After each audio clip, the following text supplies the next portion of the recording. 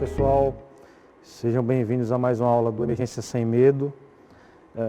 Meu nome é José Batista, eu sou neurocirurgião e me cabe a mim falar um pouquinho sobre os AVCs hemorrágicos, dando uma ênfase maior na hemorragia subaracnoide espontânea e aos AVCs de origem hipertensiva. Esses dois são temas, antes de qualquer coisa, extremamente delicados e, no tocante à minha especialidade, bastante polêmicos, principalmente o segundo tema, que é o dos AVCHs intraparenquimatosos, intracerebrais. Tá? São ainda temas bastante polêmicos na literatura neurocirúrgica. Queria aproveitar também para parabenizar os idealizadores desse projeto. Eu acho que pode fazer bastante diferença na formação médica aí, da região. Tá? Então a gente vai começar falando sobre hemorragia subaracnoide espontânea, o diagnóstico, o manejo inicial. Esse é um tema que a gente poderia facilmente passar um dia falando, tá certo? Tem muita coisa para se falar, por isso que a gente vai focar bastante só naquilo que o emergencista tem que ter de noção e o que ele precisa ter em mente para poder abordar esse paciente antes que ele seja transferido para uma unidade de cuidados intensivos e posteriormente definitivos, tá? Para a resolução da sua doença. Primeiro a gente vai começar falando sobre a origem, tá certo? A hemorragia subaracnoide espontânea, ela representa uma parcela pequena dos acidentes vasculares encefálicos, aproximadamente 3%. Mas mesmo sendo uma etiologia, mesmo sendo pouco frequente relativamente, é uma doença bastante grave e que habitualmente não é muito abordada nos cursos de graduação em medicina, de bacharelado em medicina, por ser uma doença muito específica de tratamento neurológico. Tá? Na grande maioria dos casos, os aneurismas intracranianos, dilatações das artérias cerebrais vão ser as causas, 75% a 80%, e as malformações arteriovenosas também são outros 4% a 5% são responsáveis pelos HSAs. Outras causas podem ser tumores, dissecções, distúrbio de coagulação, tromboses, MAVE espinhal também. É importante a gente frisar aqui, quando eu falo de hemorragia subaracnoide, eu não estou colocando a principal causa de hemorragia subaracnoide, que é trauma, tá certo? Questão de prova isso. Se cair, qual a principal causa de hemorragia subaracnoide? É trauma. Aqui a gente está falando de hemorragia subaracnoide espontânea. Tá? Existe uma entidade chamada de hemorragia subaracnoide pré-troncal, ou hemorragia perimesencefálica benigna, que é quando o paciente tem um sangue ali na cisterna pré-pontina, habitualmente não relacionado a nenhuma alteração estrutural vascular. O uso de drogas, principalmente cocaína, pode ser associado também à hemorragia subaracnoide espontânea, anemia falciforme, apoplexia de hipófise. Vejam vocês, 14% a 22% podem ter causa desconhecida, tá certo? Frisar aqui que nesse pouco mais de um ano que eu estou trabalhando aqui em UBA, eu já pude ver praticamente todas essas causas de hemorragia subaracnoide no hospital, para vocês terem uma ideia da riqueza de casos que a gente tem aqui. Atualmente a gente tem um paciente com anemia, com uma hemorragia subaracnoide de causa desconhecida internado, esperando para repetir a arteriografia e eventualmente confirmar ou não que não há uma etiologia para a sua hemorragia, tá certo? Uma outra coisa que é importante a gente falar e conceituar aqui, talvez vocês se perguntem, mas afinal o que é uma hemorragia subaracnoide? Eu vou mostrar imagens mais para o final da aula, para vocês entenderem esse conceito e por que a gente, como dentro da neurologia e da neurocirurgia, gosta de separar os AVCs intraparenquimatosos das hemorragias subaracnoides. Ambas são doenças de grande gravidade, mas as hemorragias subaracnoides têm complicações muito mais temerárias e que podem colocar o paciente em risco, tanto de sequelas graves como de morte, e também por algumas características radiológicas que são bem peculiares da hemorragia subaracnoide. E quem está na emergência tem que estar apto a reconhecer, tá certo? Como essa doença se manifesta, principalmente nas tomografias sem contraste. Tá? A gente falar um pouquinho sobre as etiologias, mas de maneira geral, a principal causa de hemorragia subaracnoide espontânea são mesmo os aneurismas intracranianos. É nisso que vocês têm que pensar ao abordar um paciente assim na emergência. E por que é importante a gente estudar a hemorragia subaracnoide?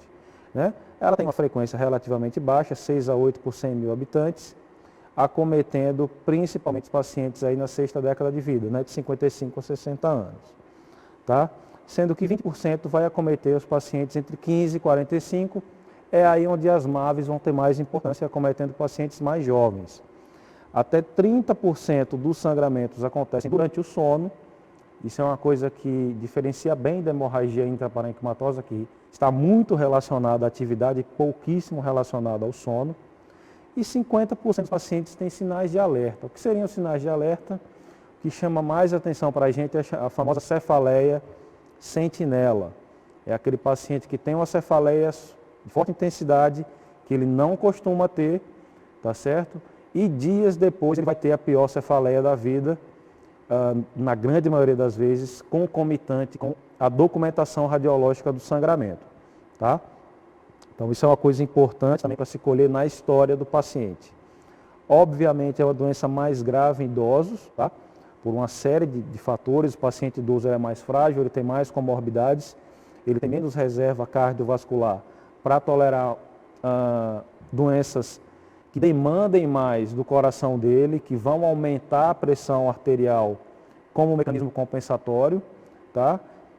E uma coisa interessante, existe uma maior incidência de rompimentos na primavera e no outono, tá? O que aqui para a gente no hemisfério sul se caracterizaria mais como um maior índice de rompimentos aí talvez no verão e no inverno, tá? Eu estou pegando toda essa literatura que eu estou apresentando para vocês, ela vem, é literatura do hemisfério norte, literatura norte-americana e europeia, tá? Existe um grande centro de tratamento de aneurismas na Finlândia, aneurismas abertos por craniotomia, onde é evidente lá, o chefe desse serviço já publicou isso inclusive, que à medida que a temperatura vai caindo, sem necessariamente ser no inverno rigoroso, mas quando há transição da temperatura mais quente para uma temperatura mais fria, aumenta o número de hemorragias, tá certo? Não existe ainda uma causa específica para isso, mas a gente sabe que quando começa a esfriar, parece que aumenta o número de sangramentos, e isso já foi documentado, principalmente na Finlândia. Vejam a importância dessa doença, por que ela tem que ser reconhecida brevemente e tratada agressivamente. Até 10 a 15% dos pacientes morrem subitamente sem nem saber o que aconteceu. Essa estatística provavelmente está errada. É mais provável que de 25 a 30%, como algumas séries mostram, desses pacientes morram subitamente, sem nem sequer saibam o que aconteceu. Pegando esses sobreviventes, até 50% dos demais pacientes pode falecer em até 30 dias. Tá? Sendo que a gente tem uma doença com uma mortalidade global de 45%. A gente está vivendo hoje uma pandemia de coronavírus, né, que com um efeito devastador sobre a humanidade. Se você tem uma doença que tem uma taxa de mortalidade que deve ser pelo menos 10 a 15 vezes menor que essa. Tá? Então imaginem vocês o quão grave é uma hemorragia subaracnoide. Né? Você pode ter edema pulmonar de origem neurogênica em função da hemorragia, está fora do escopo dessa aula falar sobre isso. Você pode ter miocardiopatia relacionada ao sangramento também. E tudo isso piora no paciente idoso. É óbvio, o paciente mais velho ele tem menos condição de responder a essas alterações.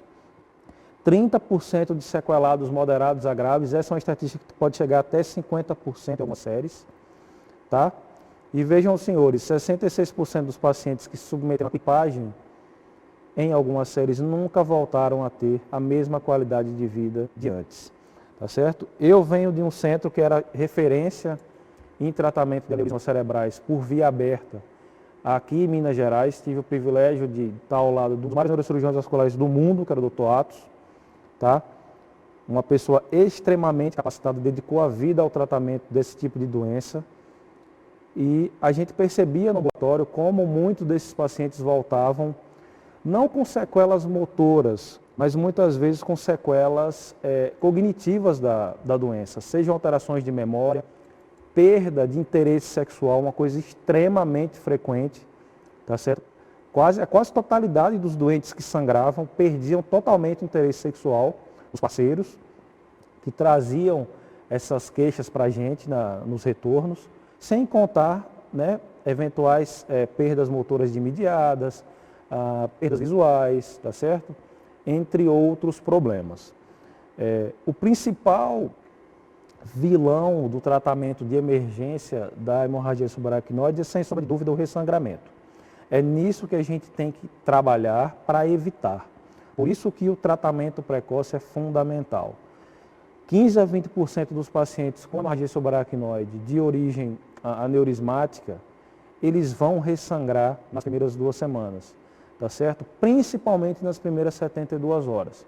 E quando a gente fala em ressangramento, daqueles pacientes sobreviventes, até metade, até 70% deles podem falecer em função do ressangramento, tá certo? A gente já teve também essa experiência aqui no Hospital Santa Isabel, paciente que ressangrou quase um mês depois, era um paciente grave desde o início, um HRS alto, e ele estava monitorizado com DVE, e o plantonista me ligou e falou, DVE acabou de encher de sangue muito rapidamente, tipo 200 ml de sangue, e era sangue vivo, e foi a primeira vez que eu vi a história natural da doença acontecer com um paciente, do início do diagnóstico até o final da vida dele. Esse paciente faleceu dias depois. Então o ressangramento é sim o principal vilão, e ele tem que ser combatido de toda maneira. Os fatores de risco para uma hemorragia subaracnoide espontânea são, obviamente, pressão alta, uso de anticoncepcionais orais, aí mais relacionado à hemorragia subaracnoide da trombose de seio, ela também pode se manifestar assim, já tivemos doentes também no Hospital Santa Isabel com isso. Abuso de substâncias, tabagismo e cocaína. O tabagismo é extremamente relacionado à ruptura de aneurismas, tá? Isso é muito interessante, como a grande maioria dos doentes que a gente vê que romperam tem histórico de abuso de tabaco.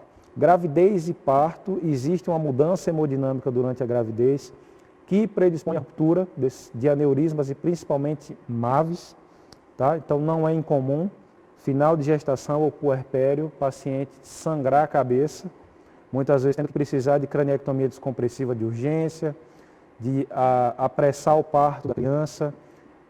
Também já passei por algumas situações similares, é dramático e demanda um cuidado muito grande, tanto da equipe de neurocirurgia como de obstetrícia. A idade avançada por razões óbvias, tá certo? E condições diversas. A gente acredita que existe um componente genético na formação dos aneurismas, mas aí seria tema para uma outra aula inteira falar sobre aneurismas cerebrais, tá? Mas existem várias e várias condições que estão associadas à hemorragia subaracnoide, doença renal policística, displasia fibromuscular, distúrbios de tecido conjuntivo, Marfan, pseudoxantoma aórtico, aneurisma craniano familiar e etc. Tá? Passando agora à parte mais objetiva, como é que esse paciente vai se apresentar na emergência para vocês? Primeiro de tudo, cefaleia, tá certo?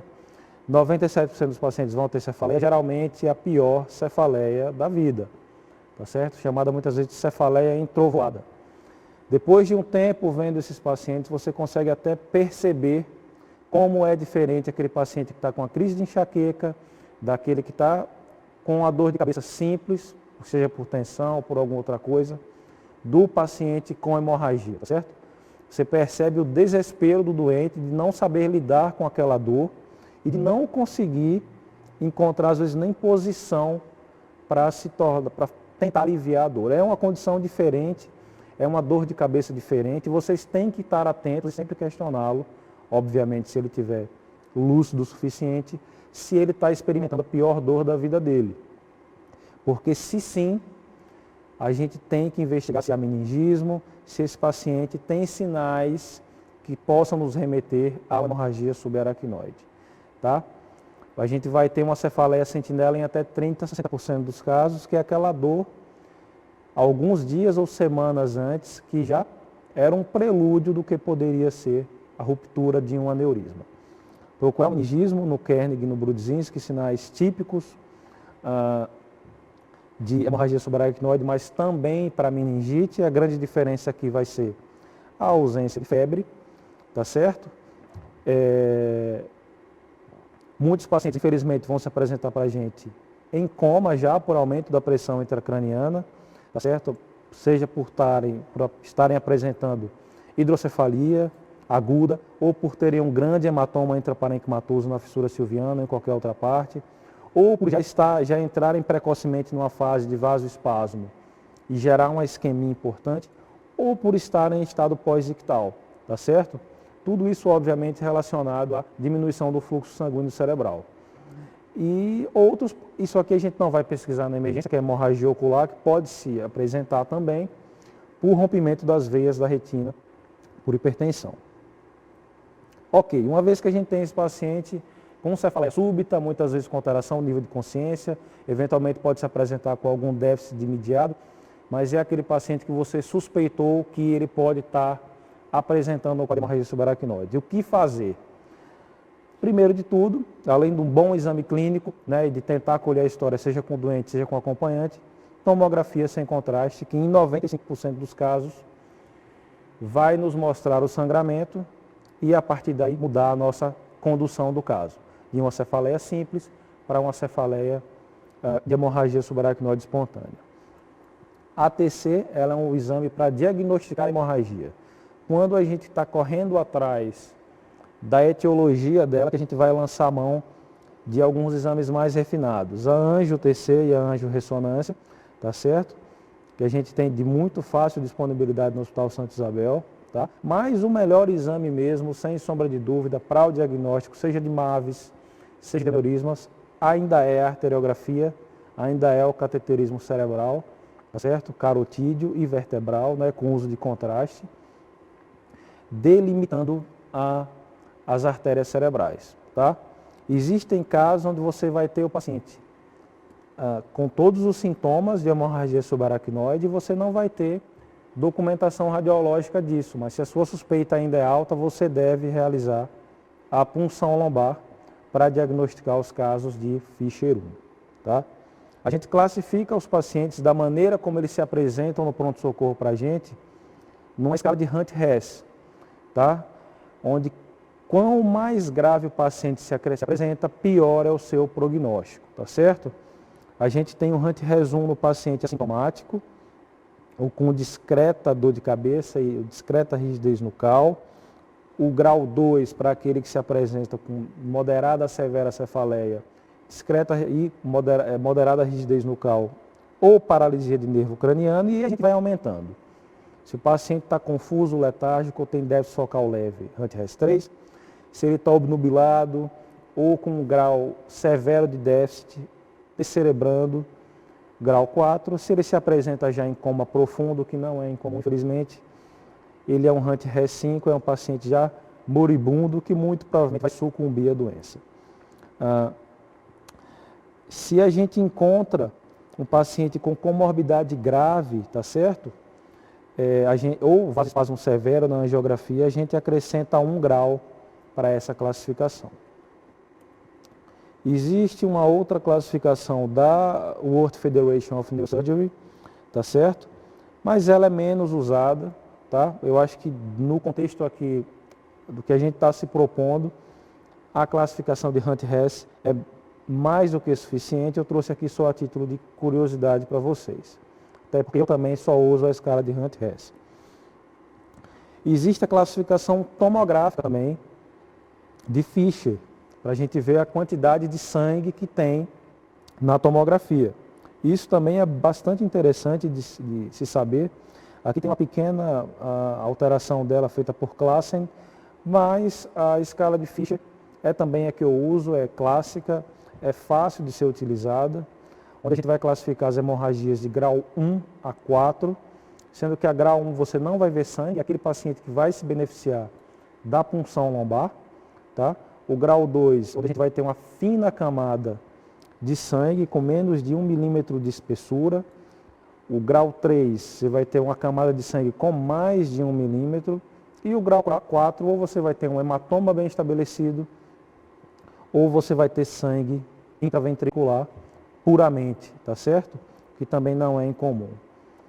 Para quem não é habituado a lidar com essa escala, a ver muitas tomografias no mesmo dia, o Fischer 2 é especialmente difícil de se diagnosticar. É muito mais frequente a gente ver o Fischer 3 e o 4.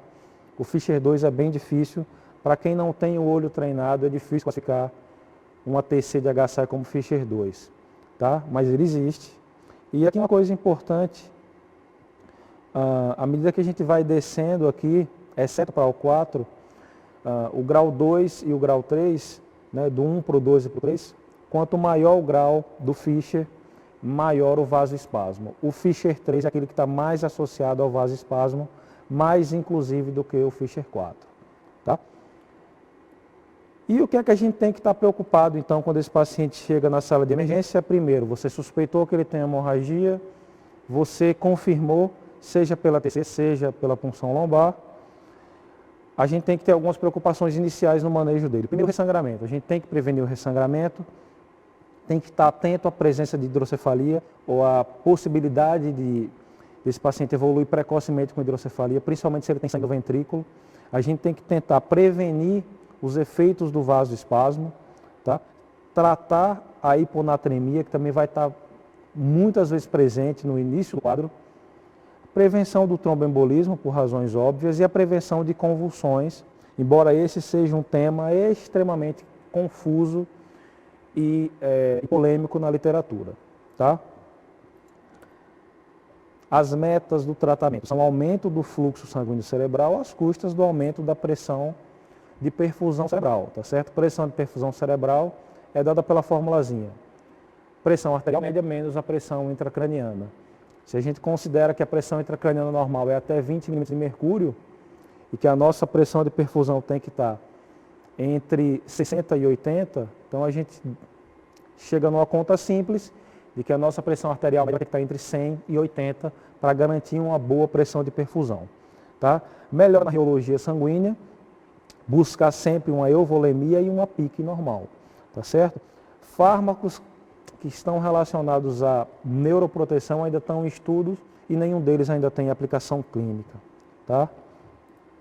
Então, qual seria a prescrição para admissão? Se eu tenho diagnóstico de HSA, não tem dúvida, CTI e monitorização contínua de sinais vitais, repouso com a cabeceira a 30 graus, e aí a gente entra no mundo ideal, né, que seria diminuição de ruído, diminuição de estímulo visual, porque tudo isso está associado à piora da cefaleia do paciente, redução do número de visitantes também.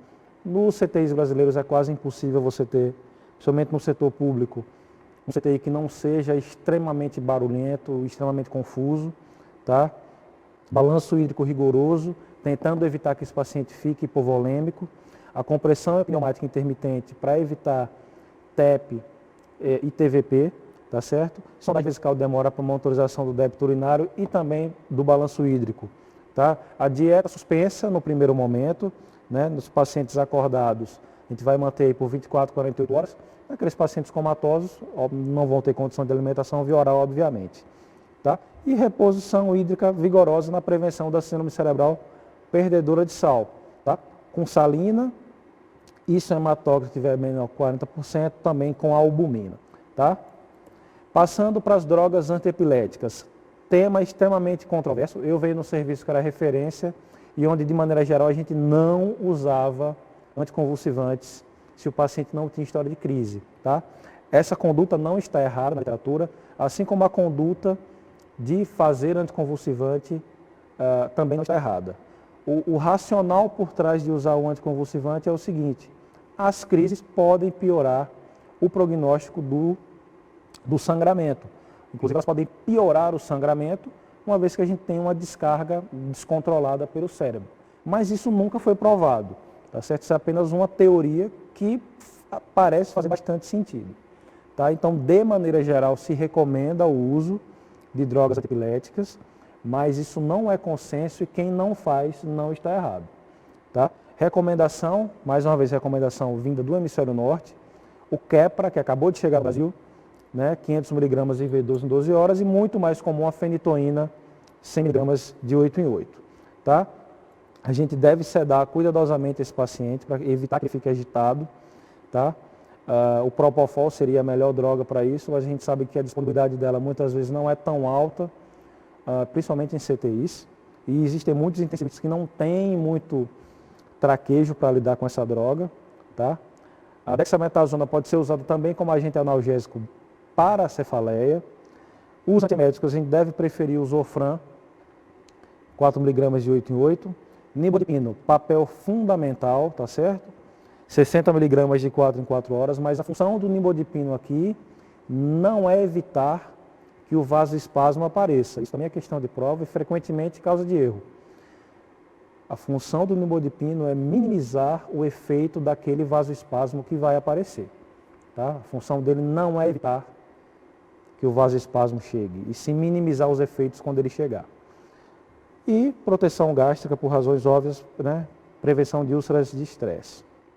Oxigenação por catéter ou por intubação orotraqueal, se o paciente assim demandar, onde a gente vai tentar manter a pressão arterial sistólica dele entre 120 a 150 milímetros de mercúrio, com uma leve expansão de volume e hemodiluição, tá certo?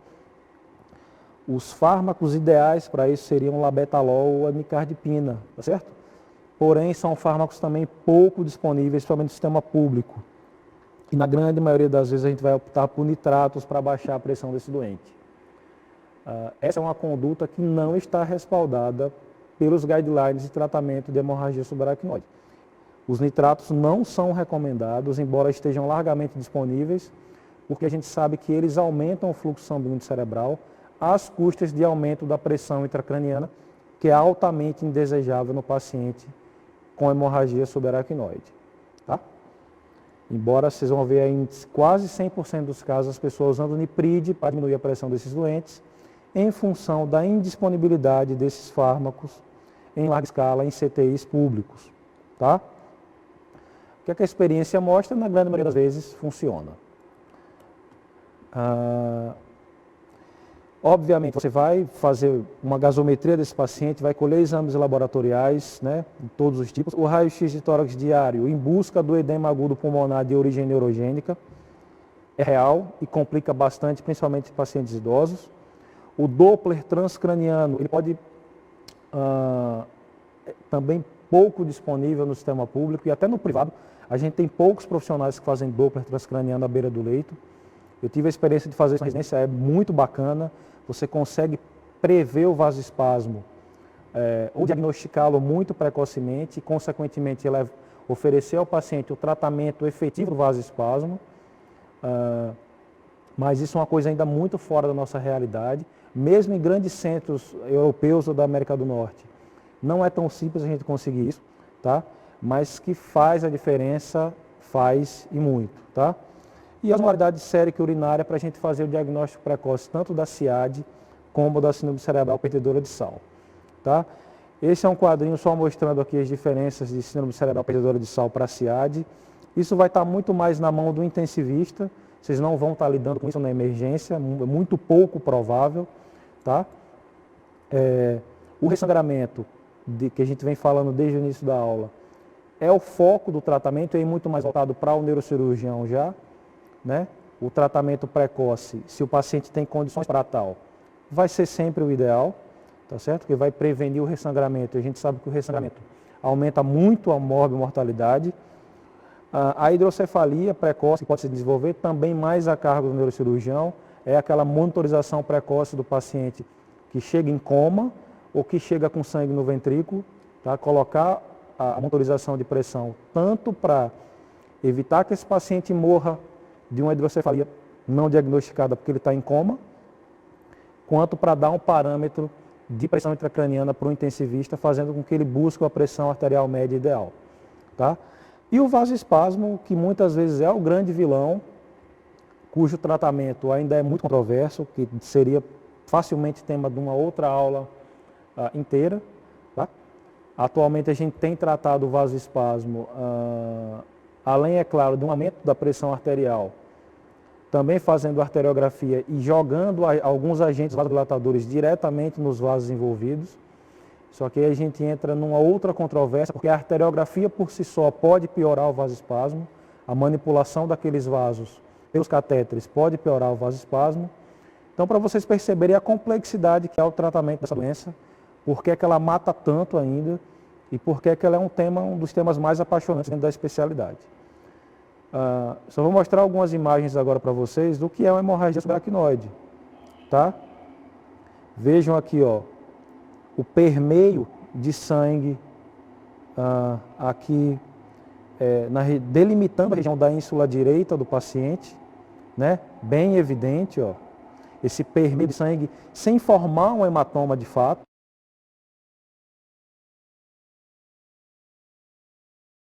Permeado por sangue. Aqui você vê, da mesma maneira que já um aneurisma grande, mesmo na TC sem contraste, ele já desenhado, tá?